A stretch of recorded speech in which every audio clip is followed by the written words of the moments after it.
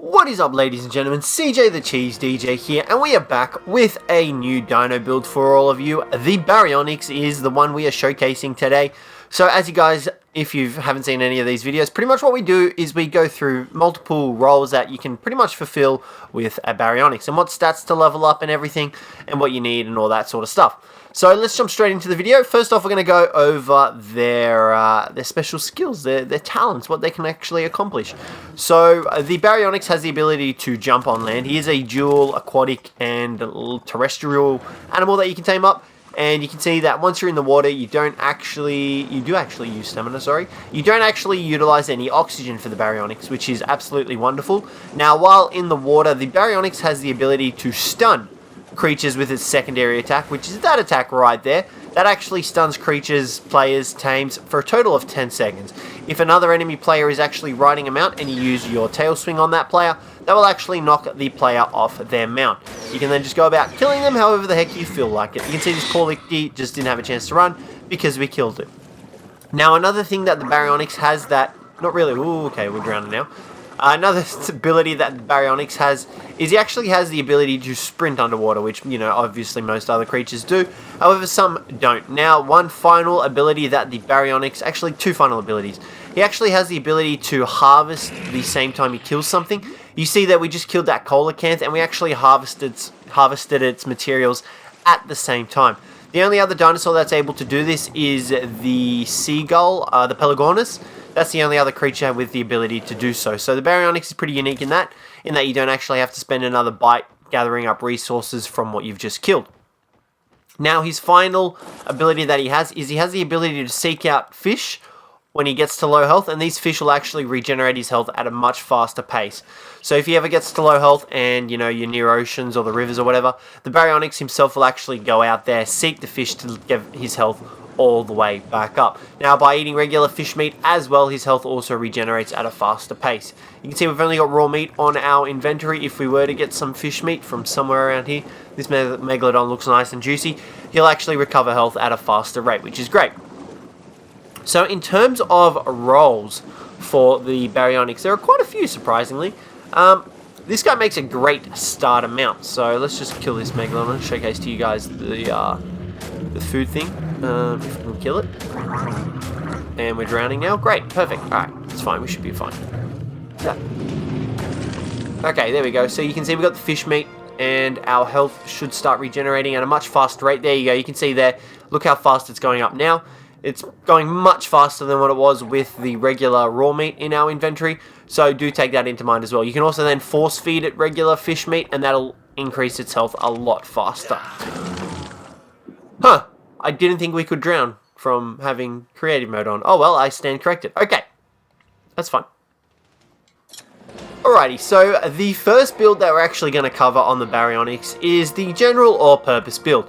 The BARYONYX is a great starter mount. You know, he can easily fill the gap in between raptors and allosauruses. If you're in between that gap and looking for something that you can take out into the ocean, but you can also bring onto land and tear apart stuff on land, the BARYONYX is great for that. So for that particular role, what you're going to want to pump up on him is just everything.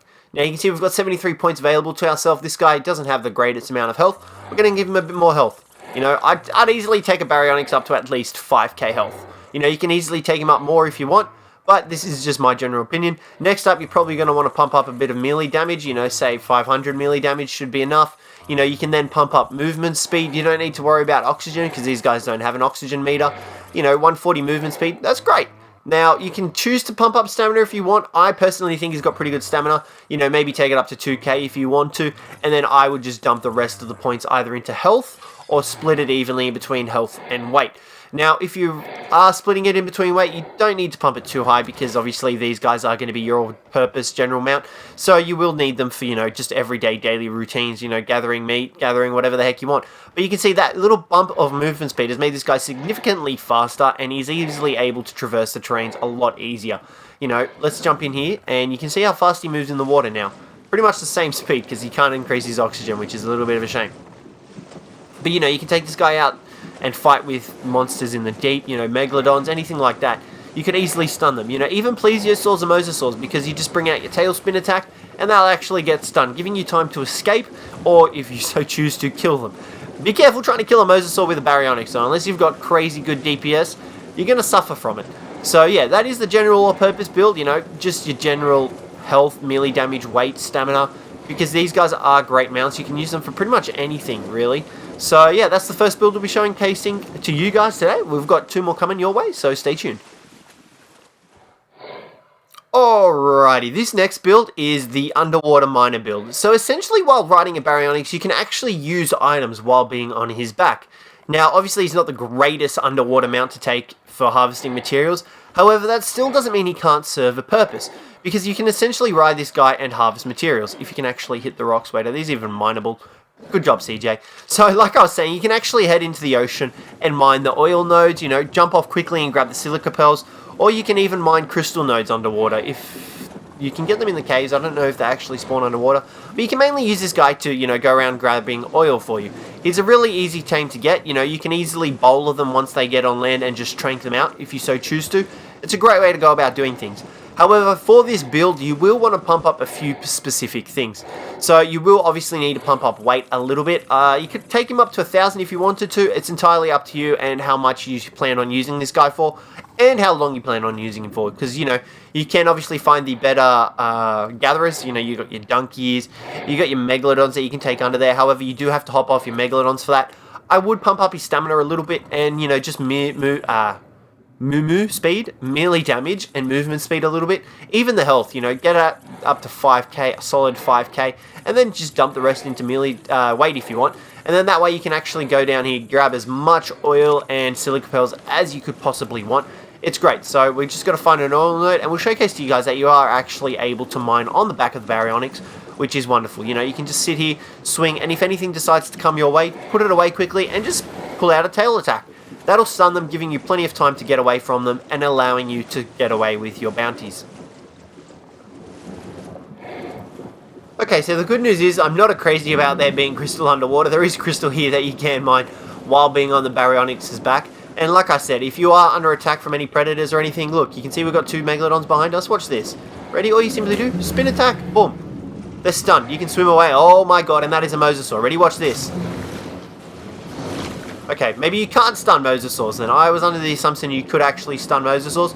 However, the Baryonyx can easily outswim the Mosasaur. You just simply swim up and the Mosasaur will actually leave you alone once you reach a certain height depth. There you go, you can see that he's unable to move past that particular threshold. So you're still safe. You know, just do be careful if you try to engage in a Mosasaur, because they are one tough bugger to kill. Especially with a Baryonyx. Alrighty guys, now this final build I like to call the Slayer of Atlantis. This build is pretty much just solid melee damage. Helps if we actually have the levels to show you guys what you want to pump up for this build. But this build is mainly just pure DPS. Now, the main reason you want to use this build is if you plan on taming up a Basilosaurus, which to be honest everyone should, because they're immune to the Nidaria's stun attacks and everything, and the Tusoteuthus's grabs. But essentially what you want to do is you want to just dump all of these points into melee damage. As many points as you want or / can. I personally would put in like a solid 75% of these points. There you go. That takes it up to about 600. And then I put a few in health, because it's always good to have a bit of health. 5k health is good. I mean, I wouldn't really worry too much about stamina. But then again, it only costs like 4 points to get an extra 500 stamina, which, you know, in itself is decent. And then just once again dump the points into melee damage. Now, the reason for this build is because you can run around, you can just pretty much kill most things with a couple of bites. That paired with your stun attack, you're easily able to fell most of the things in the ocean. Granted, you don't take on some of the deep, dark denizens of the deep, you should be a-okay with this build. However, the main purpose for it is to deal with all the mantas surrounding Basilosauruses. Now, you can see the Basilosaurus down here is surrounded by a pack of mantas. Well, that's not going to present too much of a problem for us now that we've pumped our melee damage. Simply stun them all. There you go. You can see all the mantas are stunned, and that essentially allows you to come back in and you can just continuously stun them all, you know, while you finish them off, and then that essentially leaves your Basilosaurus open for attacking. And now we're suffocating. Great. So it all comes down to that. You know, you'll deal plenty of melee damage to the mantas, and if you don't, you can just continuously stun them. As well as that, however, anything else you really feel like you need to take on in the ocean, you can pretty much handle. You can see here, we're hitting the Basilosaurus for about 227 damage with our regular primary attack.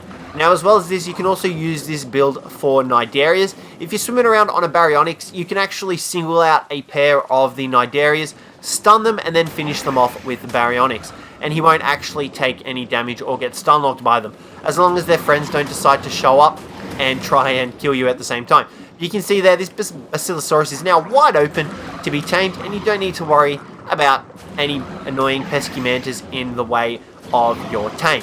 So guys, that'll pretty much conclude this Baryonyx build. I was going to say Basilosaurus, that's the wrong build today. But, well, you can see there we just died again. So yeah, that's pretty much what there is for the Baryonyx. You know, he's a great starter mount to get if you want a little bit stronger than a raptor, or you know, you don't want something as strong as an Allosaurus, and you want an introduction to the ocean. Definitely invest in a Baryonyx because they are great. You know, they're great underwater mounts. They do the stunning thing. They're pretty fast under there as well, and they can hold a decent haul as well as gather oil underwater with you riding with a pickaxe. So yeah, guys, that'll pretty much conclude our Baryonyx build video. Let me know what you thought of it down below. Let me know if there are any other ones you want to see. But other than that, thank you very much for watching, and I hope to catch you in the next one. I got this soul.